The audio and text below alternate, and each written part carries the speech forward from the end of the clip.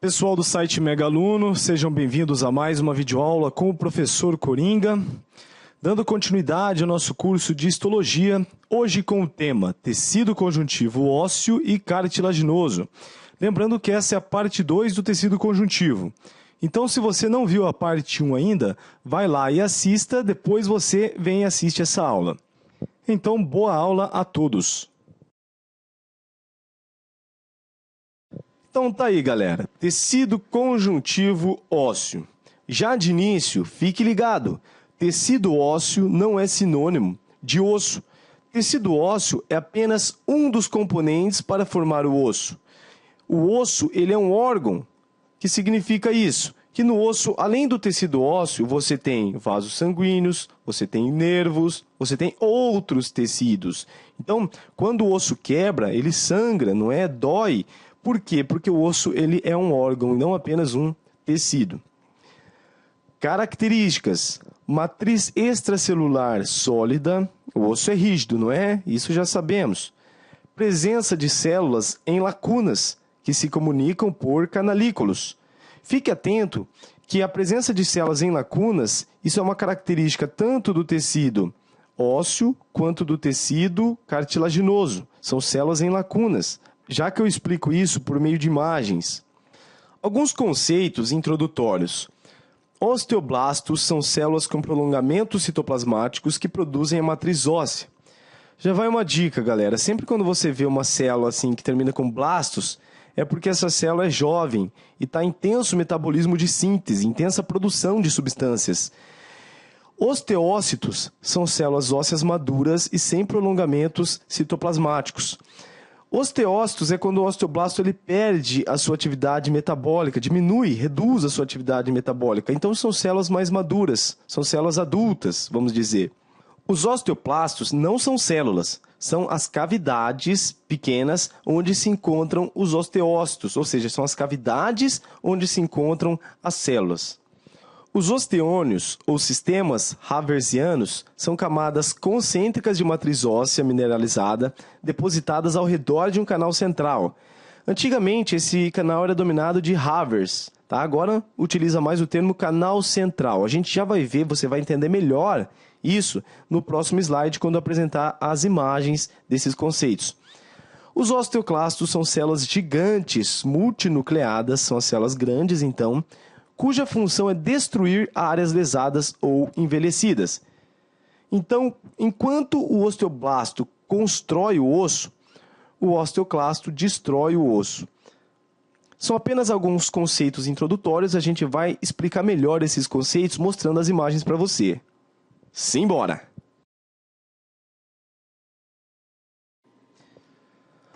Analisando as ilustrações. Esse aqui é o osteoblasto, lembra? É a célula jovem que produz a matriz, a parte orgânica do osso. Então, onde é que eu encontro essa célula? Ora, num osso em formação. Então, sempre quando estiver formando um osso, você vai encontrar ali muitos osteoblastos. Ou num osso em regeneração. Tanto em formação quanto em regeneração, você vai encontrar osteoblastos. Depois de formado, você não encontra mais o osteoblasto, e sim o osteócitos. Só que quando o osteoblasto produz toda a parte orgânica do osso, ele fica dentro de uma lacuna, não é, pessoal? Ele fica dentro dessa lacuna.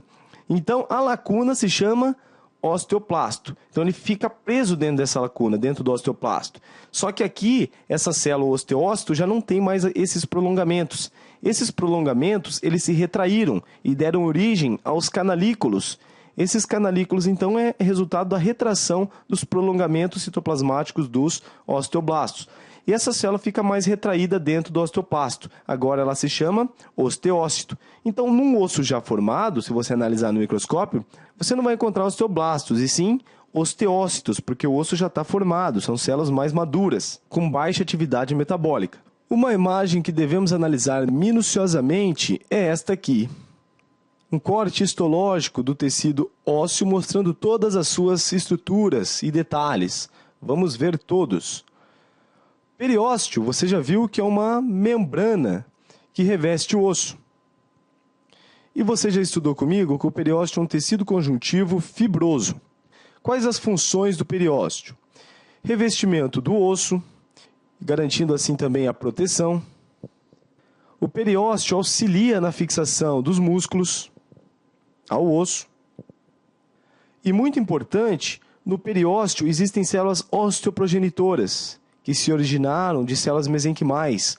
Lembra que células mesenquimais são células indiferenciadas, ok?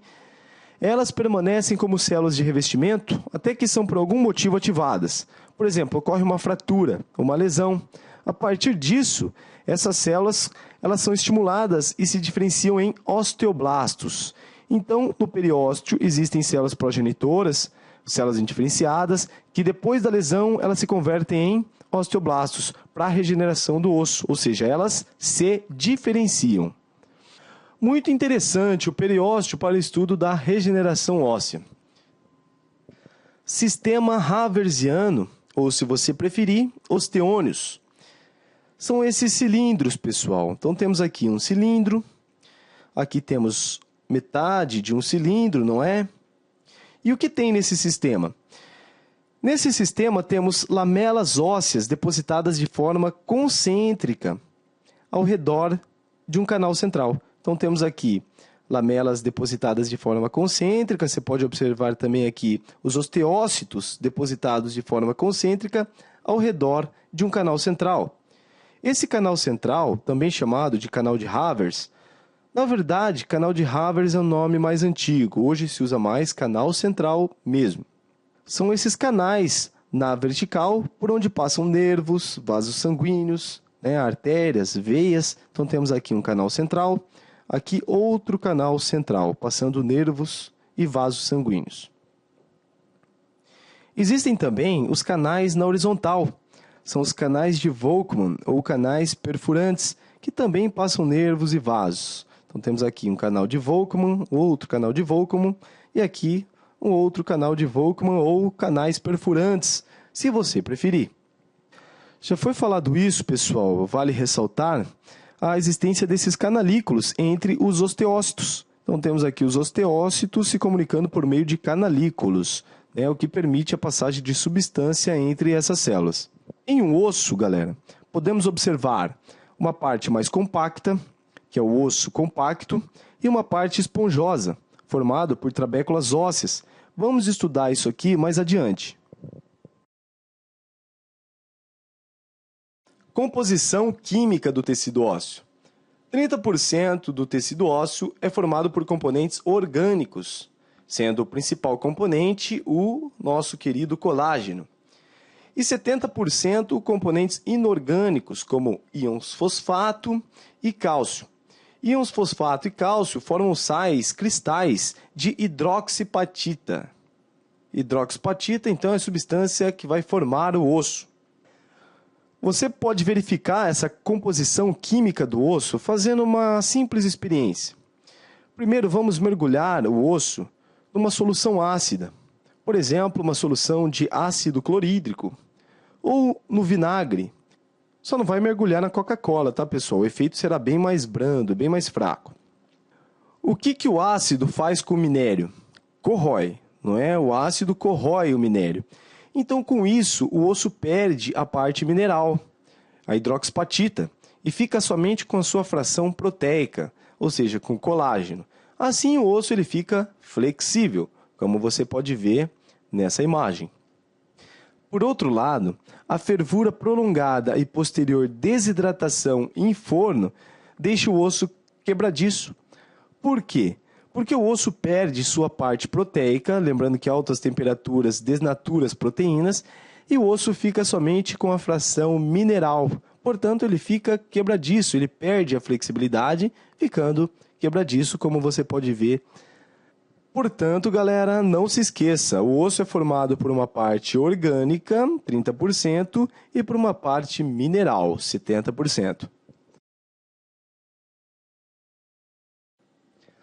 Remodelação óssea. Os ossos estão em contínua remodelação, devido à atividade conjunta de destruição e reconstrução empreendidas, respectivamente, por osteoclastos e osteoblastos. Então perceba que essas duas células têm atividade antagônica. Enquanto os osteoblastos são responsáveis pela construção do osso, os osteoclastos são responsáveis pela destruição do osso.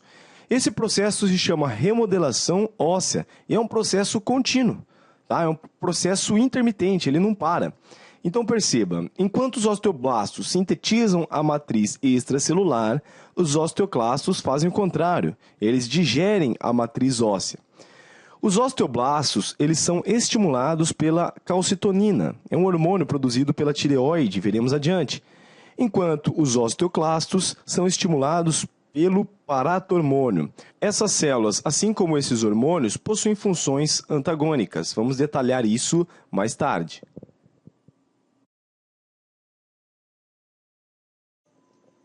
Tipos de ossificação, ou melhor, como é o processo de formação de um osso? Existem dois tipos, a endocondral e a intramembranosa. A endocondral é mais comum, a intramembranosa é a menos comum. Endocondral é a substituição gradativa de tecido cartilaginoso por tecido ósseo. O nome já diz, endocondral. Condral vem de cartilagem. Então vamos substituir a cartilagem por um tecido ósseo. Vamos dar um zoom aqui. Na maioria dos animais, a formação do tecido ósseo ocorre a partir da cartilagem. Então, inicialmente, o que você observa é a cartilagem e o pericôndrio. Você já sabe que a cartilagem ela não possui vasos sanguíneos, é uma estrutura avascular. E você sabe que o pericôndrio é um tecido conjuntivo fibroso que envolve a cartilagem e contém células mesenquimais. Então, essas células mesenquimais do pericôndrio vão se diferenciar em osteoblastos e vai iniciar o processo de calcificação. Então, aqui já temos a matriz sendo calcificada. O processo aumenta com a chegada de nutrientes oriundos de artérias nutridoras e a formação do periósteo, que é um tecido conjuntivo fibroso que vai revestir o osso. Então, perceba, pericôndrio é o tecido conjuntivo fibroso que reveste a cartilagem. Periósteo, tecido conjuntivo fibroso que reveste o osso. Com isso, temos a formação de um osso compacto e um osso esponjoso. Isso nós vamos falar mais tarde.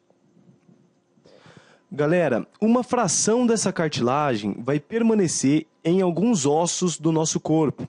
Por exemplo, na cartilagem articular e na famosa epífise óssea. A cartilagem articular ela é uma cartilagem que reveste a superfície de ossos longos e tem por função diminuir o atrito na articulação. Ela fornece um deslizamento adequado entre as estruturas ósseas, diminuindo assim o contato direto de um osso com o outro.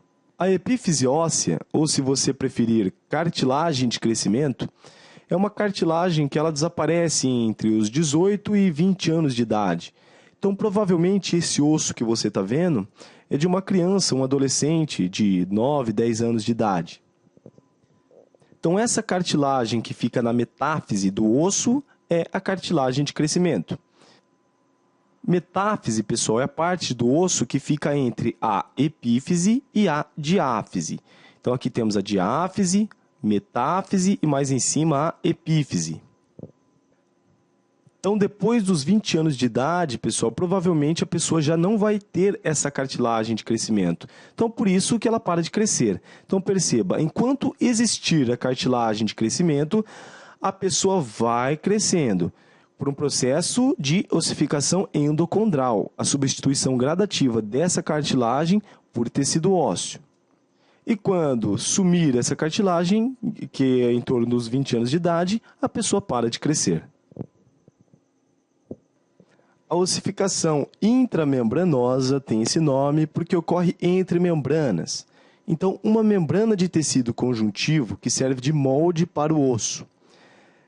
É essa a ossificação da fontanela das criancinhas, do recém-nascido. Então, esse espaço que fica entre as placas ósseas do crânio vai ser preenchido por um tecido conjuntivo. Esse tecido conjuntivo tem células mesenquimais. E sempre, né, galera, mais uma vez, as células mesenquimais vão dar origem aos osteoblastos. E os osteoblastos vão fazer a calcificação dessa membrana. Então, é um processo intramembranoso e ocorre por meio de células mesenquimais que se diferenciam em osteoblastos mais uma vez. Então, lembre-se, a fontanela é um tipo de ossificação intramembranosa. Vamos falar agora da regeneração óssea de fraturas, com suas etapas de forma simplificada.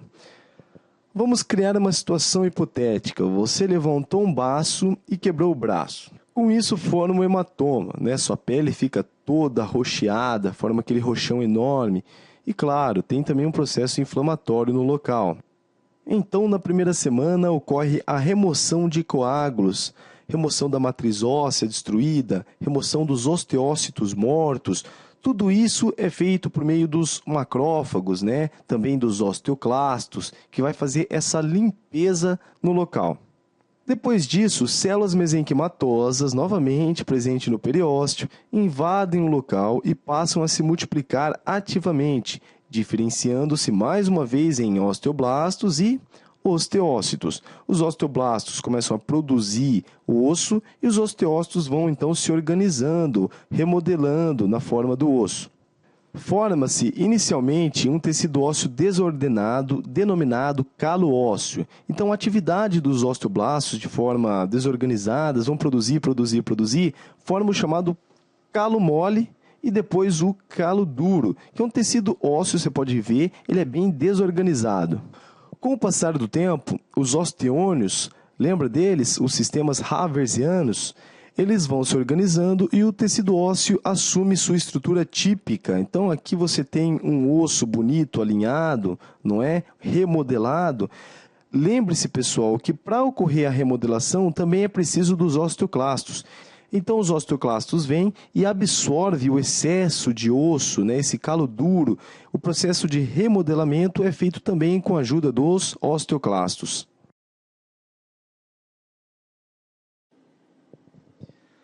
Funções do tecido conjuntivo ósseo. A primeira função e a mais requisitada nos vestibulares é a função hematopoética, que significa produção de células do sangue. Isso ocorre na chamada medula óssea vermelha.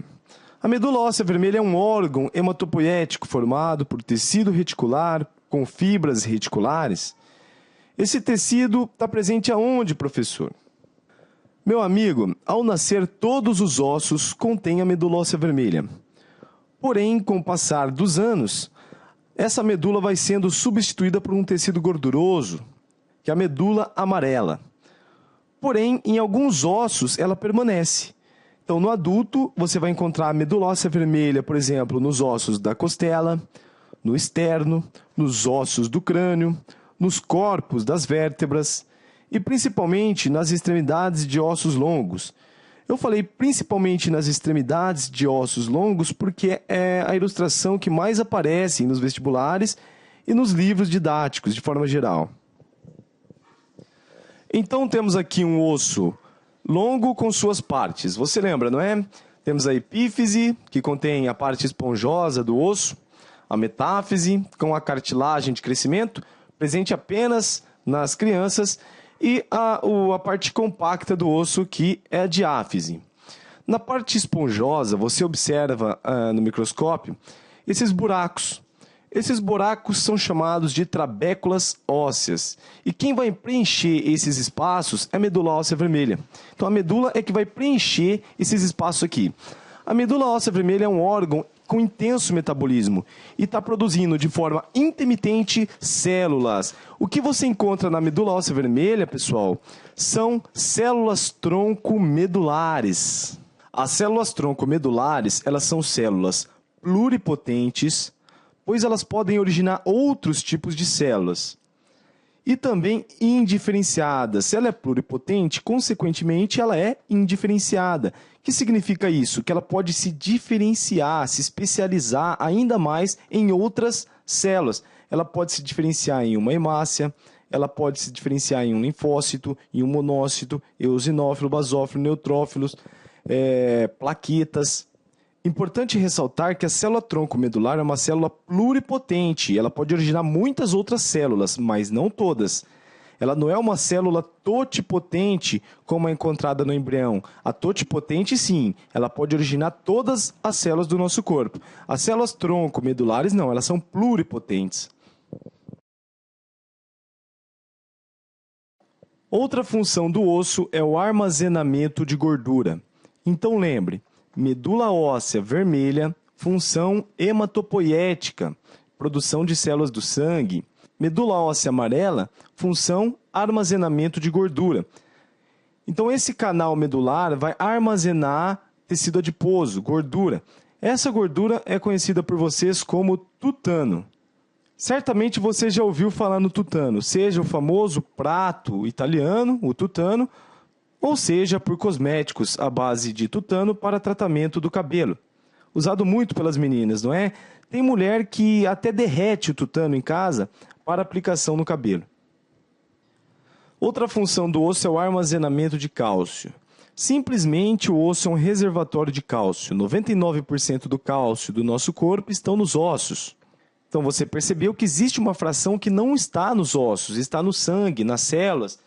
O que você tem que saber é que ocorre um intercâmbio intermitente de cálcio entre os ossos e o sangue, e que esse intercâmbio é controlado pela ação de hormônios. Vamos entender como funciona isso. Existem duas glândulas, a glândula tireoide, né, e as paratireoides. Tireoide é essa maior e tem aqui 4 glândulas menores, são as paratireoides. A glândula tireoide ela produz um hormônio chamado calcitonina. O que a calcitonina faz?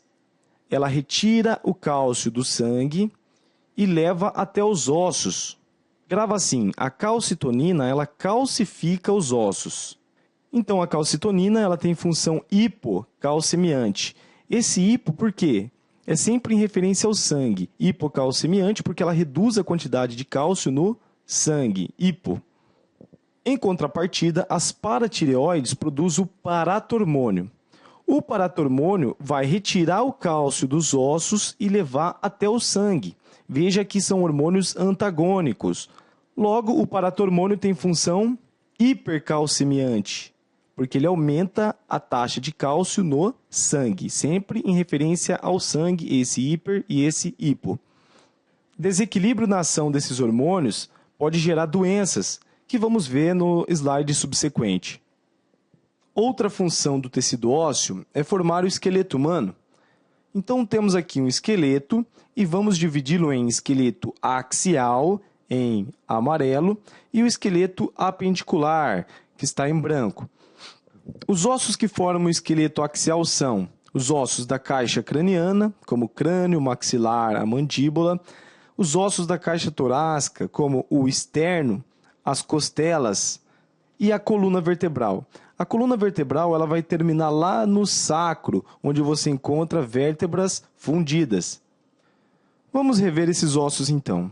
O crânio, o maxilar, a mandíbula, o externo, a coluna vertebral,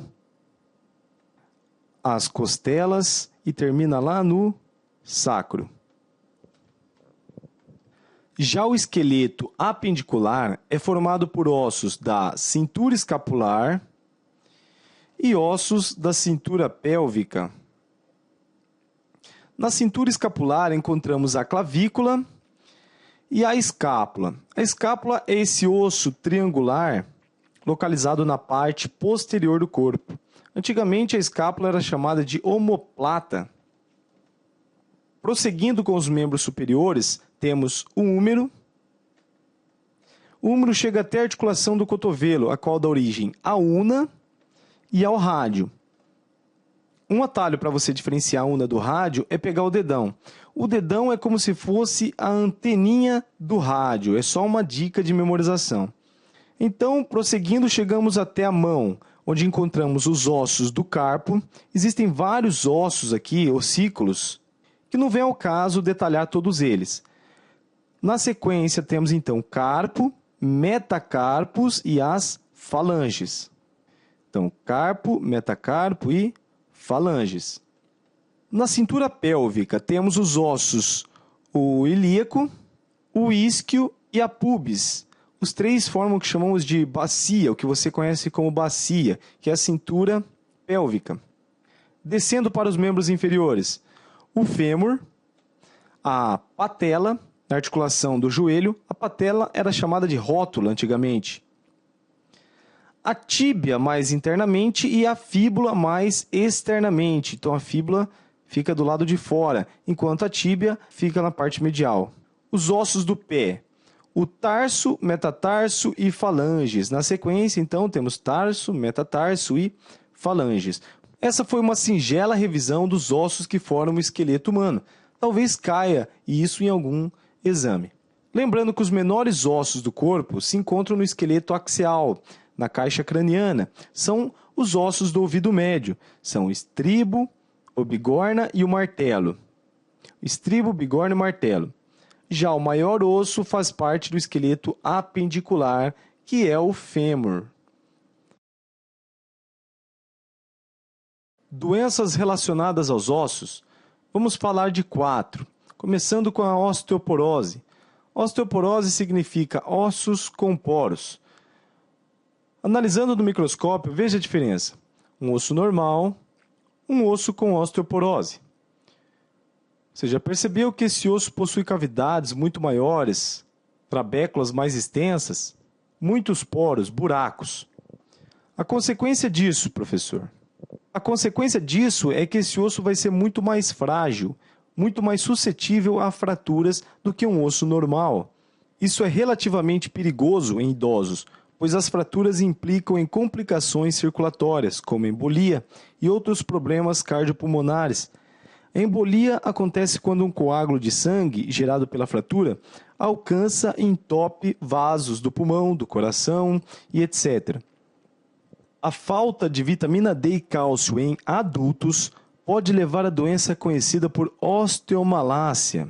Os ossos eles são mais moles, mais fracos, devido ao aporte de vitamina D e cálcio. Assim, esse osso é muito mais suscetível a fraturas do que um osso normal. Além disso, a falta desses nutrientes pode ocasionar distorções ósseas. Veja nessa imagem a distorção provocada pela falta de vitamina D e cálcio. O aporte de vitamina D e cálcio nas crianças pode levar ao raquitismo. Então, a criança tem sérios problemas do crescimento e apresenta deformações ósseas.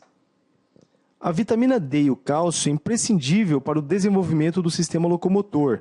Então, a falta desses nutrientes compromete muito o desenvolvimento do sistema locomotor das criancinhas.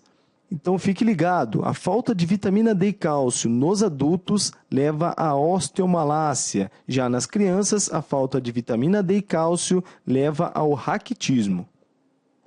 Desvios de coluna. Se você for fazer medicina, fisioterapia, você vai se aprofundar muito nesses desvios. Eu vou citar de forma simplificada apenas para o seu vestibular, focando no seu vestibular, esses 3, a escoliose, a cifose e a lordose. A escoliose é o desvio da coluna tanto para a direita ou para a esquerda. Temos aqui um desvio para a direita. A principal característica da escoliose é que a pessoa vai ter um ombro mais elevado. Então, você percebeu? Temos um ombro mais elevado do que o outro. A cifose ou hipercifose é o desvio acentuado da coluna torácica. As pessoas com esse desvio são chamadas de corcunda. Por isso, outro nome da cifose é corcundez. Por fim, a lordose ou hiperlordose é verificada pelo aumento acentuado da coluna vertebral para dentro. Pode acometer tanto a coluna lombar quanto a coluna cervical. Com isso, a coluna empurra as vísceras para a parte anterior do corpo e a pessoa fica com uma barriga mais volumosa. Então, para finalizarmos a aula de hoje, galera, tecido conjuntivo cartilaginoso. Características da cartilagem. É o único tecido conjuntivo avascular. Eu falei, é o único conjuntivo, pois já estudamos o tecido epitelial e ele também é vascular. Então, como ocorre a nutrição, a oxigenação desse tecido? A nutrição ocorre a partir do pericôndrio por um processo de difusão, que é um transporte passivo, não há gasto de energia. E o pericôndrio, pessoal, vocês lembram dele? O pericôndrio, já estudado na aula passada, é um tecido conjuntivo fibroso que reveste a cartilagem. Não vão confundir com o periósteo que reveste o osso. Então, periósteo, tecido conjuntivo fibroso que reveste o osso. Pericôndrio, tecido conjuntivo fibroso que reveste a cartilagem. As células ficam em lacunas, assim como o tecido ósseo, porém não há comunicação por canalículos. Então perceba a diferença e a semelhança entre o tecido ósseo cartilaginoso. Tanto o tecido cartilaginoso quanto o tecido ósseo, as células ficam em lacunas. Porém, somente o tecido ósseo apresenta a comunicação por canalículos. A cartilagem não tem essa comunicação. Funções da cartilagem: formar o esqueleto em alguns animais vertebrados, como tubarões, raias, matéria que vai ser estudada em zoologia. Sustentação do nariz, das orelhas, da traqueia, dos brônquios. Já passei de antemão algumas estruturas formadas por cartilagem. Diminuição de atrito nas articulações móveis e amortecimento de impactos na coluna vertebral. Vamos detalhar isso aí em slides subsequentes. Vou apresentar as células desse tecido para você. Os condroblastos, lembra da terminação blastos? São células jovens. Terminou em blastos, células jovens. Alto metabolismo, são células que secretam substâncias no material intercelular. Que substância é essa? Fibras elásticas, fibras colágenas. Os condrócitos são os condroblastos depois de retraídos. São células adultas. E os condroplastos, sempre quando você vê plastos, você lembra de lacuna. É a lacuna moldada durante a deposição da matriz intercelular. Então, é essa lacuna que vai hospedar os condrócitos. Então, em uma cartilagem em crescimento, quem você observa lá trabalhando muito são os condroblastos. Essa cartilagem parou de crescer, ela já se desenvolveu. Aí você enxerga os condrócitos dentro dos condroplastos.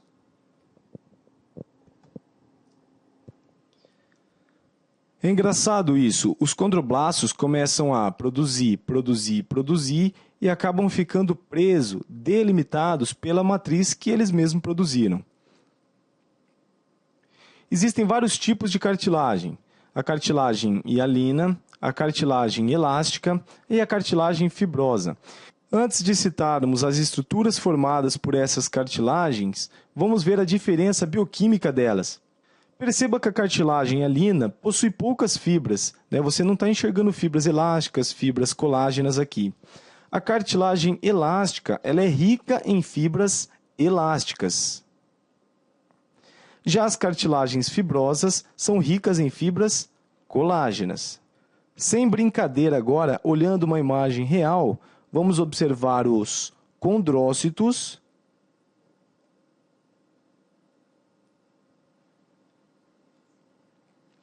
e aqui está o pericôndrio, tecido conjuntivo fibroso. O pericôndrio é que vai nutrir esses condrócitos. Como?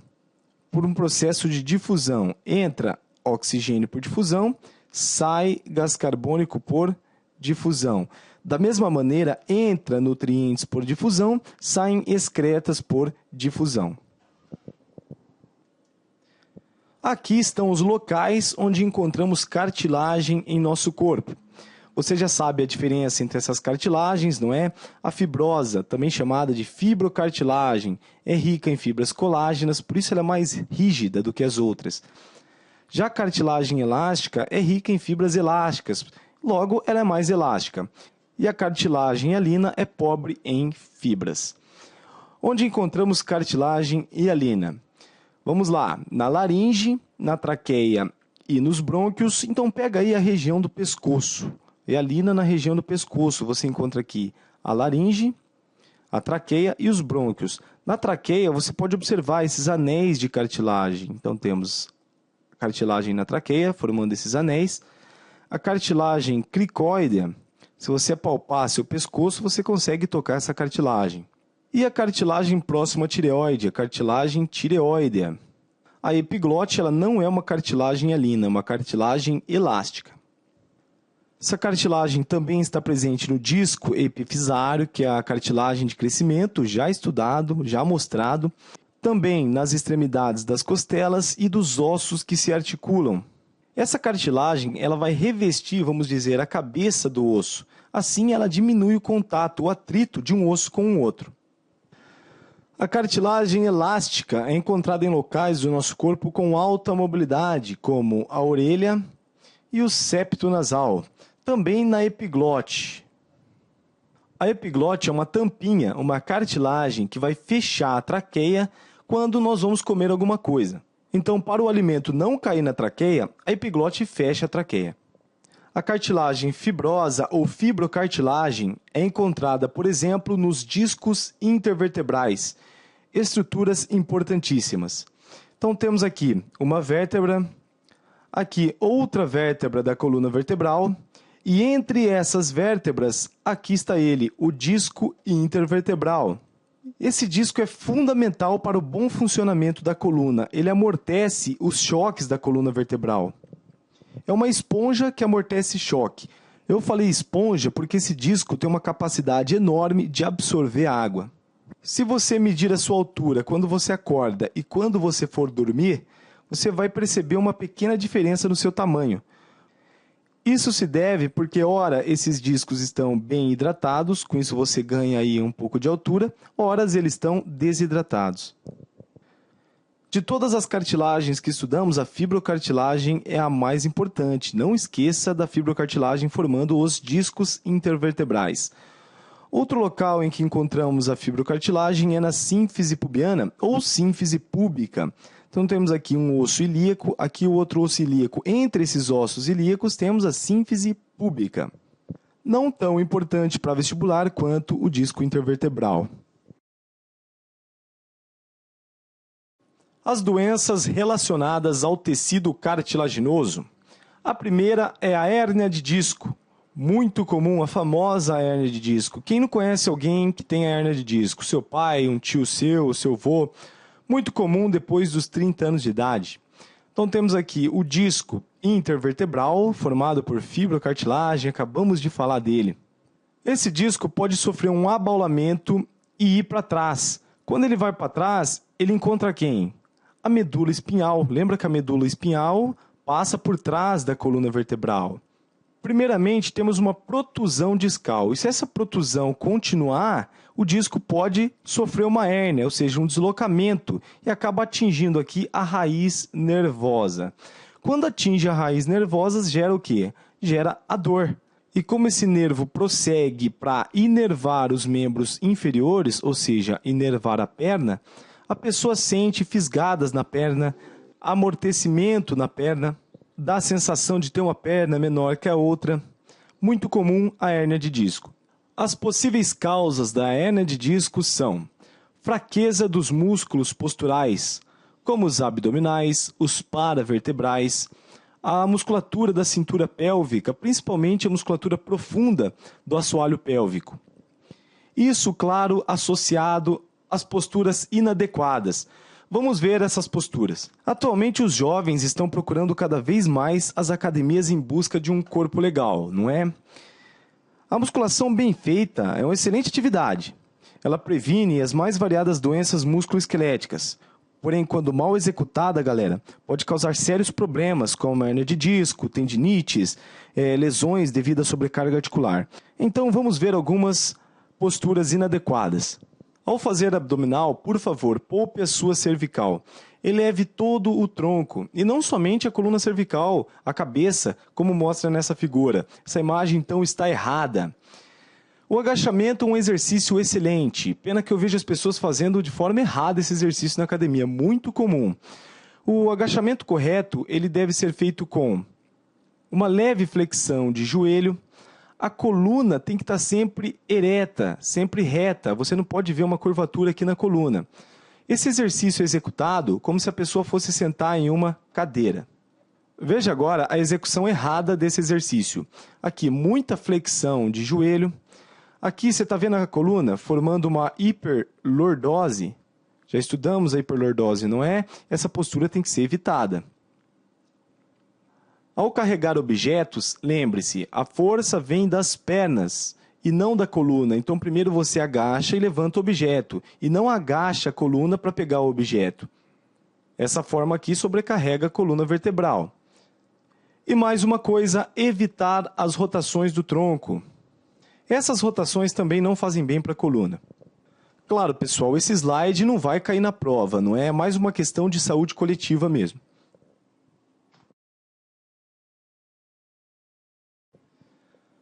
A artrose ocorre devido à perda da cartilagem que reveste a superfície de ossos longos. Como exemplo aqui temos a articulação do joelho. Aqui a cartilagem está normal, então essa articulação apresenta um bom deslizamento das estruturas ósseas. Aqui tem a diminuição do atrito e, de forma geral, uma biomecânica eficiente nessa articulação. Quando ocorre a perda dessa cartilagem, aumenta o atrito entre as estruturas ósseas, como você pode ver, e isso gera a artrose. Você pode observar aqui o contato direto de um osso com o outro. Isso gera um desgaste enorme das estruturas ósseas e causa muita dor. Deformação de cartilagem e infecções. Essa é para você que gosta de usar piercing, alargador. Ei, toma cuidado onde você vai colocar essas coisas, tá? Não coloca em qualquer quiosque por aí não. Porque a falta de higiene, ou seja, um local com muitas bactérias, vamos dizer, aliado a um tecido pouco vascularizado como a cartilagem, implica em incapacidade do organismo reagir a essas infecções, o que pode provocar infecções e também deformação dessa cartilagem. E com isso terminamos a aula de hoje. Galera, foi um prazer enorme gravar mais uma videoaula para vocês, espero ter ajudado. E você que é o cara, agora você vai até o site megaluno.com em questões, biologia, histologia, tecido ósseo e cartilaginoso e resolva todas as questões. Não esqueça de comentar as questões e deixar as dúvidas. Também veja meus comentários sobre as questões. Então, até o próximo encontro sobre tecido hematopoético. Um abraço.